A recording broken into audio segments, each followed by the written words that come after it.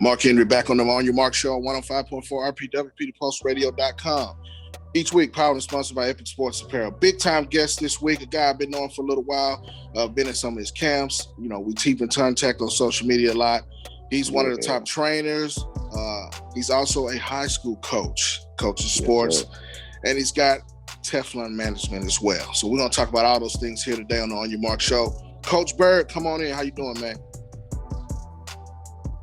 All right, man. Thanks for having me, man. It's a great honor to be on your show. Man, appreciate it, man. Long time coming. Now, Coach Bird, let's start a little bit of history on you, where you play ball at, collegiately, high school, everything you've been doing up until what we're doing now. Okay. Started out at Justin F. Kimball High School, graduate in 98. Actually, back-to-back state basketball champs with those guys as well. Walked on at Navarro Junior College. Later on, got on scholarship my sophomore year. Signed Division I to New Mexico, University of New Mexico. Later, actually left there and finished up at Central Arkansas in a Division II school, where I got there and broke all their records there as receiving my first year there, and was the runner-up for the Harlem Hill, which is the Division II Heisman Trophy. So after my last 2 years, my junior and senior there, I signed 2-year contract with the Saskatchewan Rough Riders in the CFL. So played a little bit over there, got a little more knowledge, a little more professional look at things, and came back home to give these guys what I learned and what I built on my little journey in my career of football. So I have a little nephew that is my protege named Cottrell Thomas that's in Boise State. Just came back to really give him the game and other young men the game as well on the proper way to do things, the professional look at certain things, and just going about it the right way. So had a good little high school career, great college career, a little short professional career, but it led me to my training. And like my mom told me, you might always have a different calling. It might just don't be the NFL all the time. It might be something else. And it finally hit me when I saw the little gift I was giving back with my guys and seeing the results of it. So the training is definitely in me right now. I mean, I kind of add my sports science to it, and try to be very old school, but with a little new sauce, put a little sauce into it a little bit. Ain't nothing wrong with a little swagger. So, but I mainly train my guys as old school professional, Jerry Rice, Chris Carter's, the Michael Irvin way, you know, being very aggressive, being very fluent and catching every pass that come our way. So the training has really helped me grow, especially as an adult and as a man. You kind of guiding the careers of young gentlemen, young men, young athletes coming up. So it really made me grow up a lot in this business as far as taking control of these guys' careers. Most definitely. And one of the key words you said is business. Now, college athletics, once you get out of high school, is definitely a business. You talked about going to Navarro Junior College to New Mexico and then on to Central Arkansas. How was the business side of college, in your opinion, and how did you weather that storm?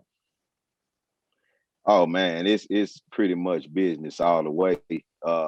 Once you realize that it is business, the better you're off, and you won't be in your feelings. You won't be caught up in the system. Like when I walked on as a freshman, I had great guys that was in front of me, but I was a bad boy.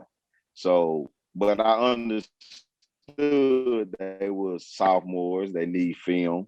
They need to get on to the next college, their next step in their career. So I had to sit and be a freshman, which was okay. I learned a lot, and it made me more humble and made me hungry as well. When it was my turn, I had to turn up, and now it's my time on my business end to prove that I can be here as well.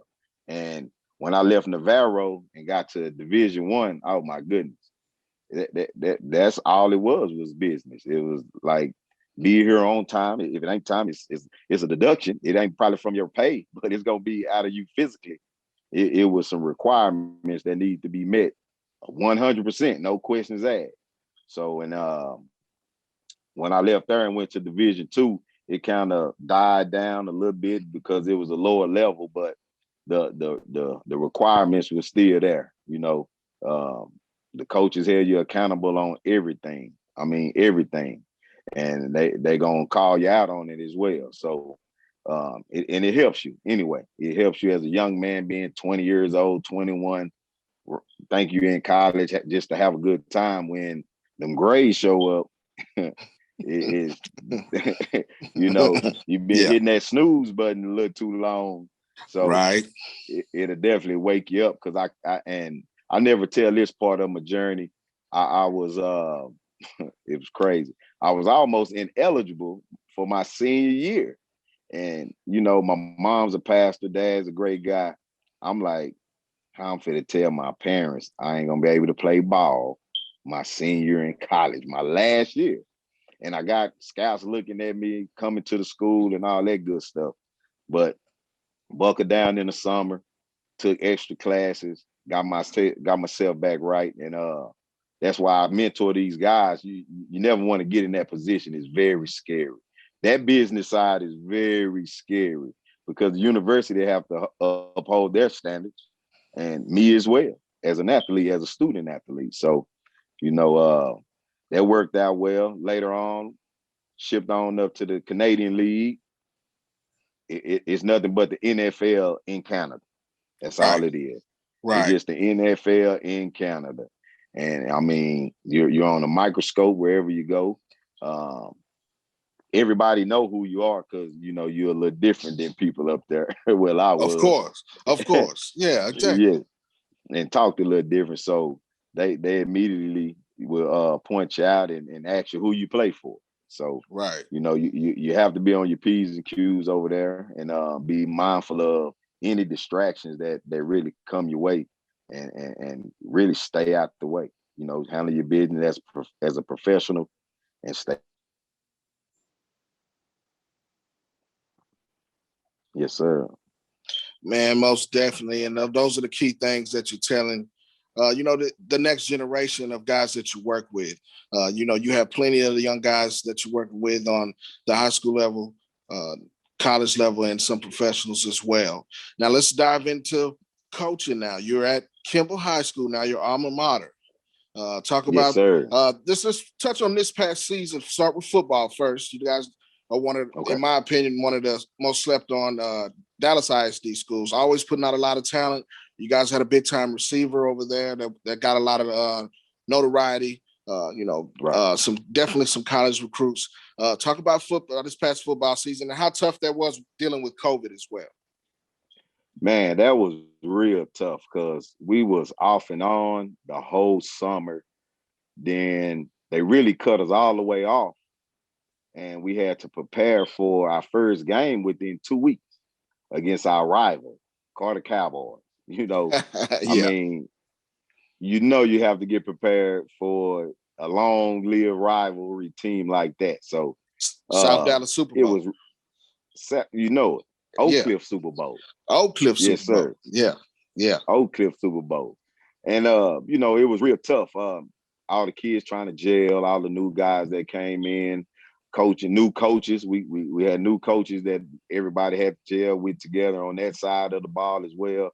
It was real tough, man. I can really say it was real tough, but we kind of prevailed a little bit. It didn't pan out toward the end of the season how we would like it, but we overcame a lot of stuff in those 2 weeks to a preparation to get ready for a full season.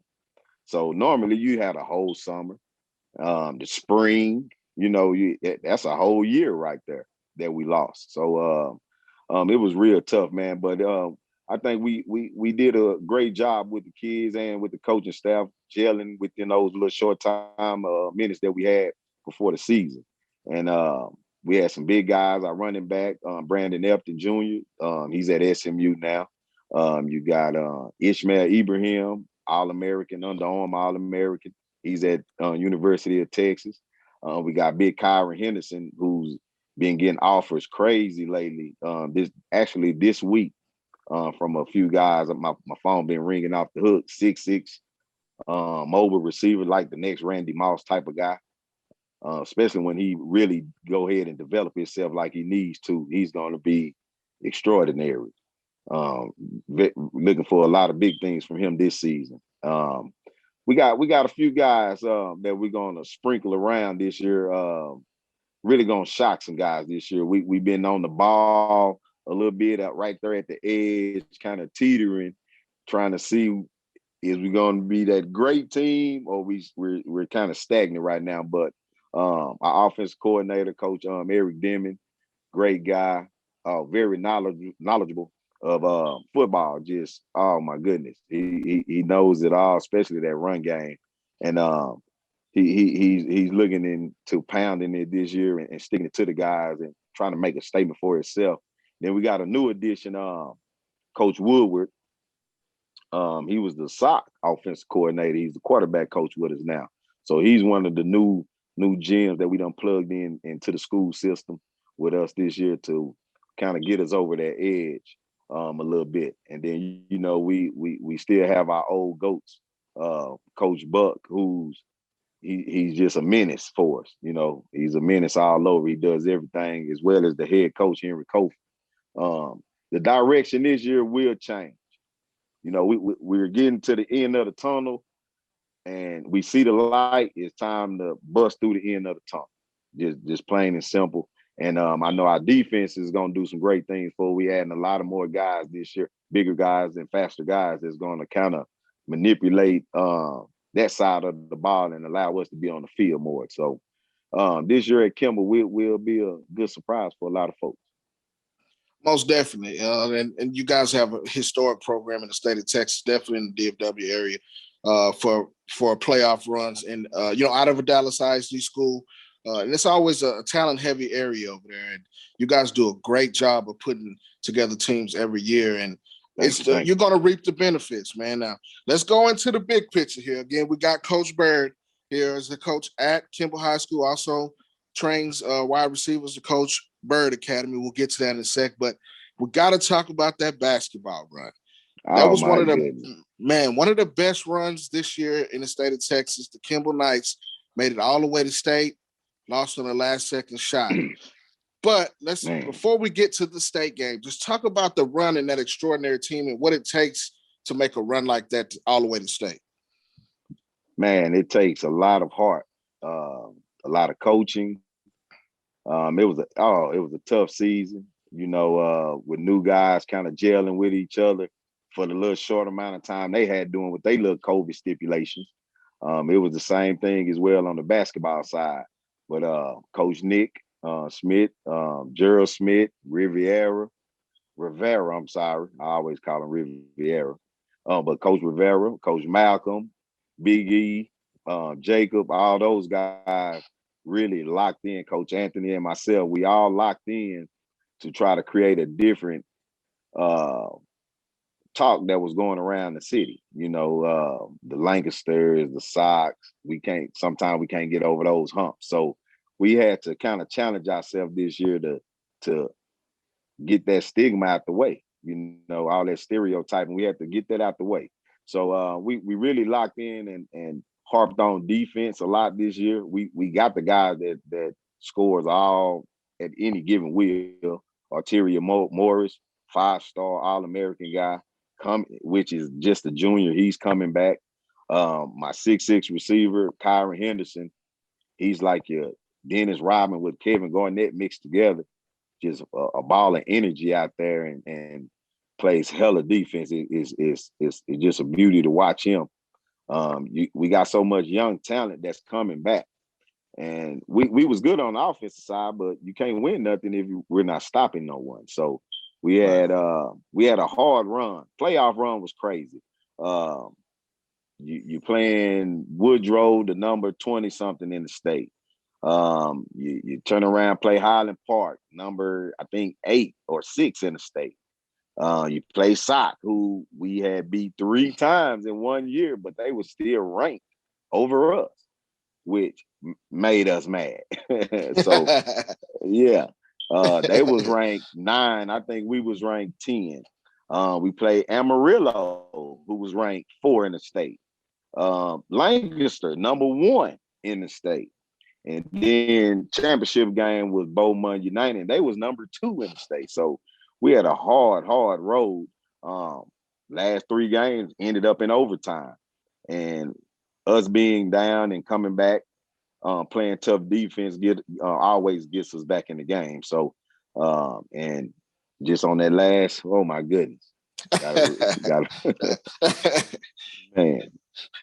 But no, those young guys fought hard. They gelled together. They became one, as they should be. They became one. The coaching staff was already one. We just tightened up our little knit a little bit more. The kids bought in and saw how everyone was trying to bring back, but keep the tradition going. And, you know, we was looking for that number 7 championship, but it's coming. It's coming. But this year was a great year for the team. We all stuck together as we should, and it panned out for us. But you know, we fell short, but it was a great season. Man, definitely, man, and congratulations on that, man. It was a great thing to watch from afar, man, and I always keep in touch with I can see everything you're doing because I'm heavy on social media, just like you are, and you guys did a great job, man. And one thing that you do is you do market your guys on social media, from football to basketball. Always have a presence, and that's the marketability that makes you different. Some coaches don't look at that because that gets kids seen. Everything on social media, especially with COVID taking over, you can't get on campus, and college coaches can't see things on players. And, you're one of the guys that, sticks that out, and kudos to you for doing that, man. And, again, that was a great run, man. Now let's get down into the receiver position. That's your specialty now with the Coach Bird Academy. Yes, sir. What are some of the things that you are working with your guys that makes the receiver position special? What are some of the things that you work on with those guys? Give me 3 things that's important to make a great receiver. Now, I always yell, stay low, stay tight, and stay in control. As like what I was telling you before, I'm very old school. So I harp on all the little stuff that we supposed to do, but we get away from. Like driving off the ball on both toes, using my hands in and out my break, and a lot of hip drills to open their hips up to allow them to maneuver how they need to.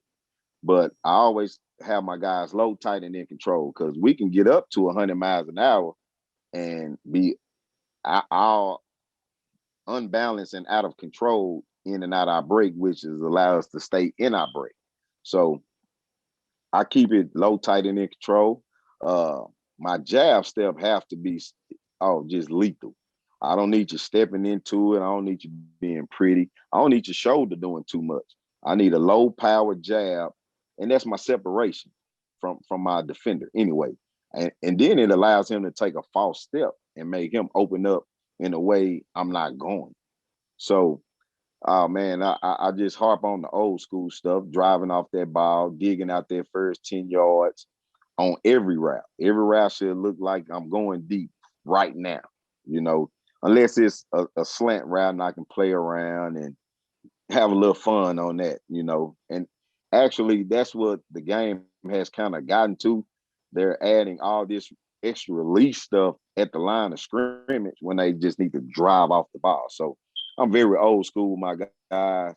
I'm gonna keep them embedded in the great receivers who I think is the Jerry Rices and the Chris Carter, the Michael Irvins, and I like a lot of new school guys, the Odells and those guys, but I love my old school tactics, my aggressive tactics. I'm a very timing route guy. I need to get in my point right now. My quarterback don't have that much time, so I need to get there right now. That's why I like to drive off that ball, that first 10 yards, very hard, very hard. So I'm very old school with my training. Most definitely, and the proof is in the pudding. You got guys that are going to the next level at each level, man. And it's one reason I really wanted to get you on the show to talk about a couple of those things. And before we let you go, you got a new 7-on-7 team that you started up. Talk about them a little bit. Yeah, the Dallas Ball Out Boys, just extension of the Dallas Drip that I started last year with Ernest Hargraves. I just had my own system I wanted to kind of do for myself and for some more guys I'm trying to help out as well. But I created the Dallas Ball Out Boys. Right now we just 18U. We're gonna get that 15U going very soon. But right now we just 18U.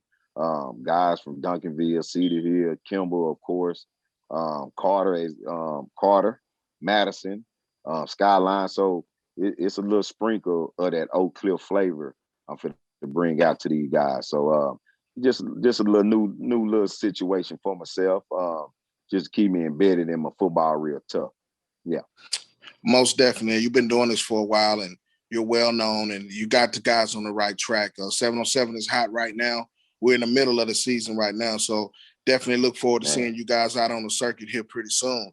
Now, before we go, let's talk about Tef-lon management a little bit. Been wanting to talk to you about it, so shed some light on that.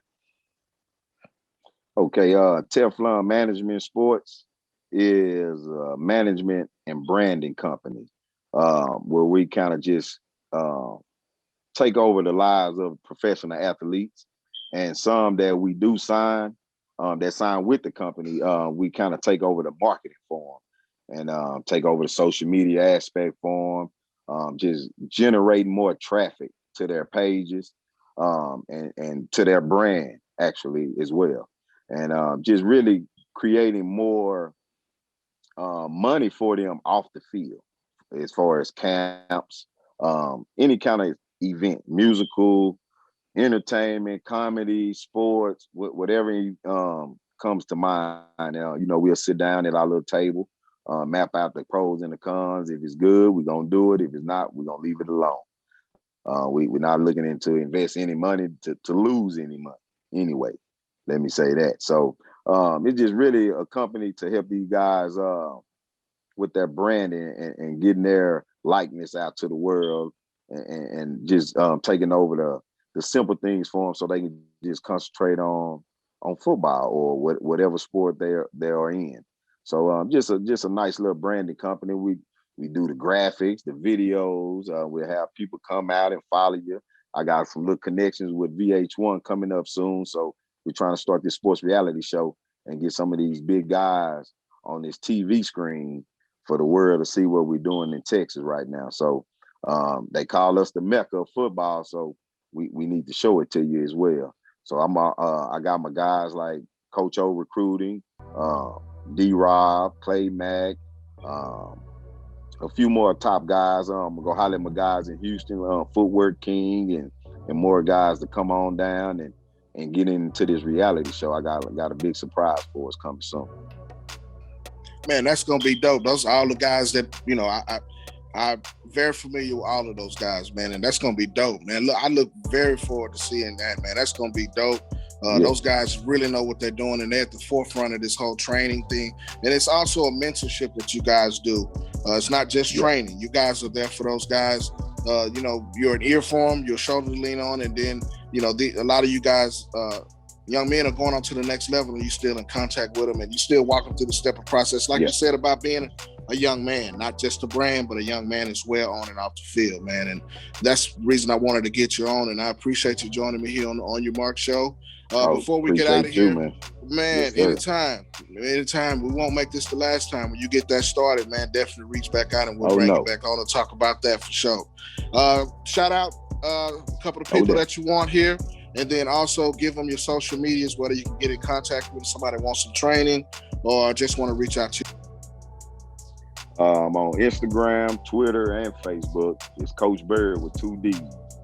Coach BIRDD, 2 D's for a double dose of this game that I'm gonna get. Coach Bird. Man, Coach Bird, appreciate you joining me here on your Marc show. We're gonna take a small break on 105.4 RPWP to postradio.com, and we'll be right back.